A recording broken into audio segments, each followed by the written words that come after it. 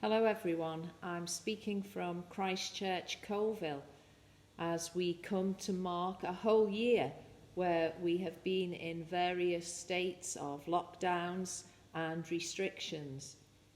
And in this time, I think we most of all want to remember those whose loved ones have died, to remember those who have died of COVID, but also those who passed away from other illnesses and were not able to have loved ones close by.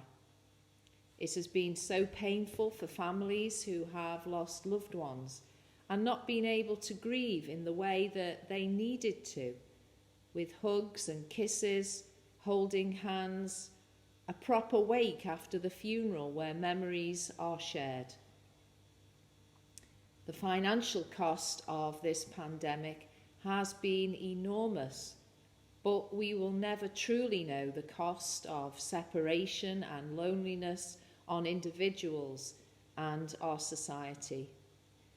Many people, of course, are still affected with long COVID. We think of those who have lost their employment, and there has been much heartache for those who plan to marry and have had their hopes dashed again and again. Our children have also been massively affected by COVID, and I would want to say a great big thank you to parents who have suddenly had to become teachers with all the homeschooling they have done under very difficult circumstances.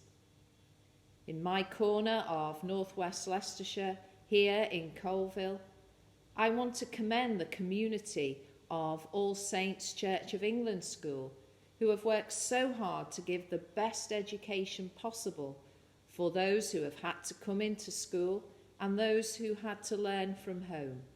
And I'm sure that pattern has been repeated over the whole nation. We have also seen remarkable signs of hope. The rapid development and distribution of vaccines has been a phenomenal achievement. And I thank God, as I'm sure you do, for those scientists who have developed this so quickly. But I also thank God for every person who has made it possible for us to have vaccines, from car park attendants and cleaners, nurses and delivery drivers. And I would urge everyone who is called to have their vaccines to do so, and thereby caring for themselves and their loved ones and our wonderful NHS. The way in which people have reached out to others has also been wonderful over the past year. So many people have been willing to give their time to keep in touch with those who are alone. Many people have made sure that those in isolation have still had their shopping delivered. I have seen so much kindness and self-sacrifice. When the message of stay home has been the most difficult, you have shown your care for others by doing just that, and you have helped to keep your family and your community safe. I have, as I'm sure you have too, seen those who have loved and served their neighbours perhaps like never before. For those of all faiths who have not been able to worship together, you have found ways to meet and worship God together digitally in ways we would not even have imagined just a year ago. Your faith has not wavered, and you have put your faith into action in the way that you've cared for the lonely and isolated and those in trouble. As we look ahead to the prospect of restrictions easing slowly, we know that there is still a long road ahead.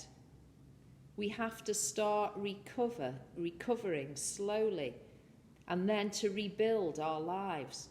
And we do look forward to a new normal. At this time of year, there are so many signs of new growth. And Easter reminds us that we always have hope. With God, there is always new life, and we look forward to better times ahead. I do wish you every blessing for you yourselves and your families and all those that you love this Easter time. Thank you for listening. Jill Pinnington, by the way, from Christchurch, Colville. Bye-bye.